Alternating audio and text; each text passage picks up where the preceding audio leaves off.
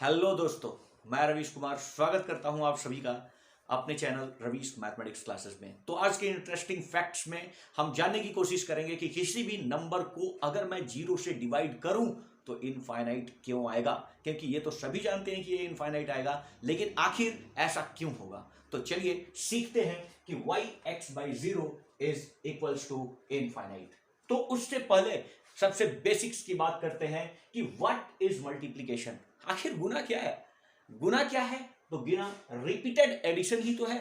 अगर बार बार मैं उसी नंबर को ऐड करूं, आप जितना टाइम चाहते हो उसी को तो गुना करते हैं। जैसे अगर 5 को मुझे 3 से मल्टीप्लाई करना है, इसका मतलब 5 को या तो 3 बार ऐड कर लेना है, 5 5 5 3 बार ऐड करोगे 15 आएगा, या मुझे 3 को ऐड कर लेना है 5 बार। दोनों बात क्या है? सेम है। यानी जो मल्टीप्लिकेशन का डेफिनेशन होगा तो वो डेफिनेशन क्या होगा? रिपीटेड एडिशन, मतलब उतनी बार रिपीट करके मैं उसे ऐड करूंगा। सिमिलरली अगर मैं डिवीजन की बात करता हूं तो डिवीजन की बात में इसका मतलब होता है रिपीटेड सब्सट्रैक्शन। यानी आप जिस चीज से डिवाइड कर रहे हो उसे कितनी बार घटाएं। हाँ, तो यहां पे सुनते हैं, अगर मैं 8 डिवाइडेड बाई 2 कर रहा हूं, इसका मतलब यह हुआ कि 8 में से कितना बार 2 घटाया जाएगा कि वैल्यू 0 आ जाएगा, और जितना बार 2 घटाया जाएगा वो अपना आंसर होगा। तो 8 को 0 बनाने के लिए 2 कितनी बार घटाना पड़ेगा? 1 2 3 4, 4 2 को ऐड करेंगे तो 8 बन जाएगा, और ये क्या हो जाएगा? 0।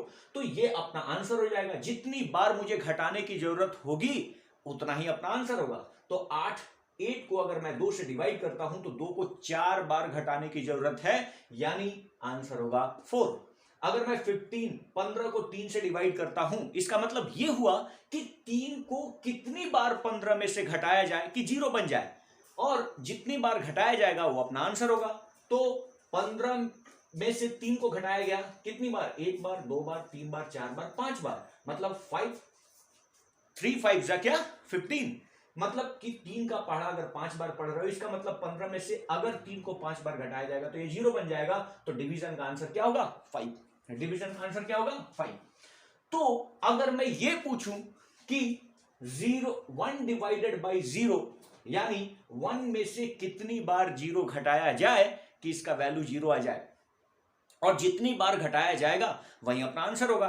तो अब 1 में से मैं 0 को सब्सट्रैक्ट करते चला गया और मुझे पता ही नहीं चला कि आखिर कितनी बार घटाना होगा। मतलब ये सिमिलरली ये चलते चला जाएगा और ये कहीं अंत ही नहीं होगा। यानी कितनी बार? 1 में से कितनी बार? इनफाइनाइट टाइम्स 0 घटाना पड़ेगा, तब जाके वो कहीं 0 बनेगा। ये भी क्लियर नहीं है, इसीलिए ये मेरा श्योर नहीं है कि कितनी बार 0 सब्सट्रैक्ट करना पड़ेगा। मतलब इनफाइनाइट टाइम्स 0 को सब्सट्रैक्ट करेंगे तब जाके कहीं कुछ होगा, यानी इसका आंसर क्या होगा? इनफाइनाइट होगा।